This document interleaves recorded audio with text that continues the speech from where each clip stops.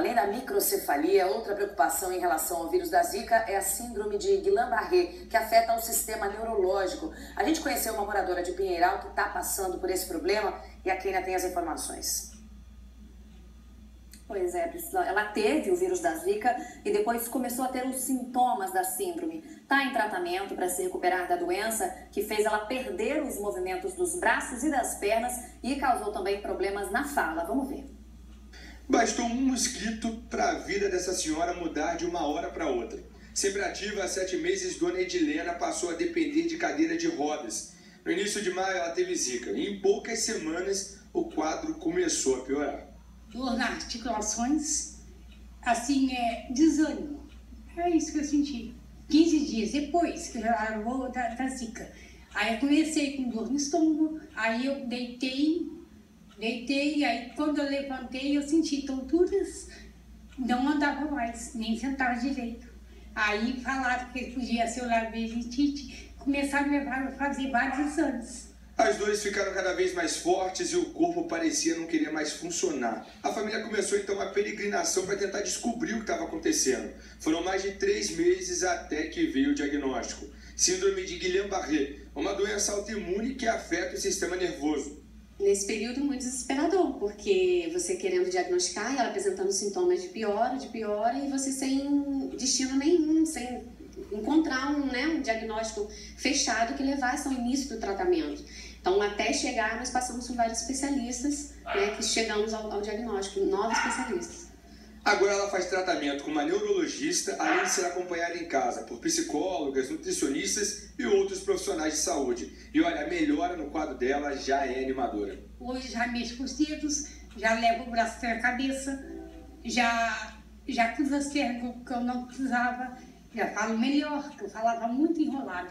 Agora estou falando melhor. E o susto aqui nessa casa foi ainda maior, porque na mesma época em que a Dona Edilena teve Zika, outras 6 pessoas da família apresentaram os mesmos sintomas. Entre elas, a Ediane, que descobriu 2 meses depois de ter tido a doença que estava grávida.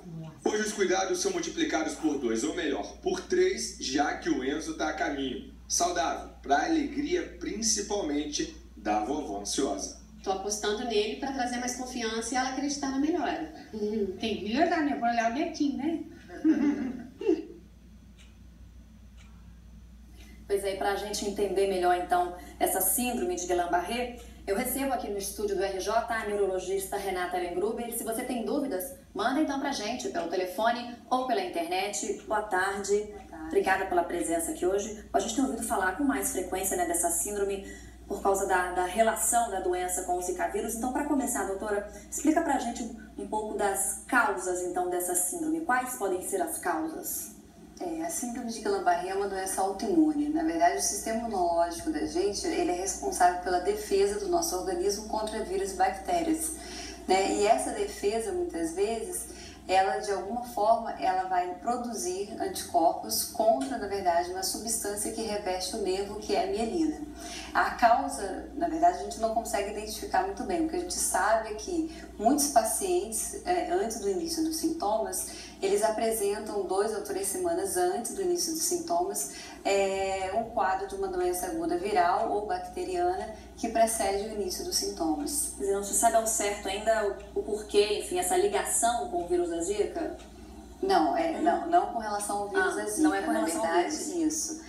O que observou, como o síndrome de Guillain-Barré não é uma doença de notificação compulsória.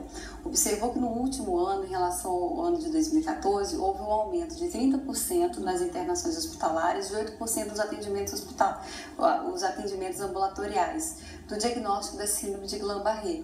E aí, como a gente está numa época de epidemia, do vírus da Zika, a gente, na verdade, começou a correlacionar essa síndrome com a infecção pelo vírus da Zika. Sim, Simone. Quais são os sintomas, os principais sintomas, então? Bom, é o quadro clássico da doença, Esse paciente ele apresenta formigamento, parestesia, geralmente nos pés, na região plantar, e que ela vai ascendendo, Você perde os movimentos, é isso? Ela vai podendo, na verdade, ela vai ascendendo para os membros inferiores, braços, podendo provocar uma diminuição da força e uma paralisia dos músculos. Essa na verdade, diminuição de força, ela pode também afetar os músculos da respiração e os músculos da face. Por isso que muitos pacientes eles precisam de uma unidade de terapia intensiva, né? Porque muitas vezes ele precisa também de uma ventilação mecânica. E como é que é feito esse diagnóstico? Ele é clínico, não passa por exames? Bom, o diagnóstico ele é clínico, mas ele também ele é baseado em exames complementares, como a avaliação do líquor e um exame chamado eletroneuromiografia. E é algo que tem preocupado muito aí a medicina, né? Enfim, estudando em relação ao tratamento, como é que vocês têm feito? A preocupação maior é porque assim, o quadro clássico, né, é fácil diagnóstico, mas a gente também tem as variantes da síndrome de Guillain-Barré. Então, às vezes, a gente tem que estar mais atento aos sintomas, né, ao relato desse paciente, porque para a gente poder investigar outros casos, né, de síndrome de Guillain-Barré que não seja a forma clássica de apresentação. Como é que esses casos têm sido tratados? Esses casos eles são tratados na fase mais aguda, né, do início dos sintomas, com a plasmaférese, né, que é a imunoterapia de troca de plasma, ou a imunoglobulina. É um tratamento assim longo? Como é que é? Não, um tratamento na verdade que dura 5 dias, né? Ele está disponível na rede pública, então a população ela tem acesso sim a esse tratamento a partir do momento que tem o diagnóstico, né, da doença. E o diagnóstico precoce, ele é importante? Sim, é importante, né, até mesmo para você minimizar a sequela que esse paciente pode vir a ter. E pode levar até a morte? O prognóstico, né, ele é favorável. 85% dos pacientes eles têm uma boa evolução. Apenas 10% tem um risco, na verdade, de evoluir para a morte. E pode acontecer, assim, enfim, essa síndrome pode aparecer em pessoas de qualquer idade? Pode aparecer de qualquer idade, mas a incidência é maior em adultos, na verdade, mais velhos. E por que isso, essa incidência maior? Essa incidência maior a gente não sabe explicar muito bem.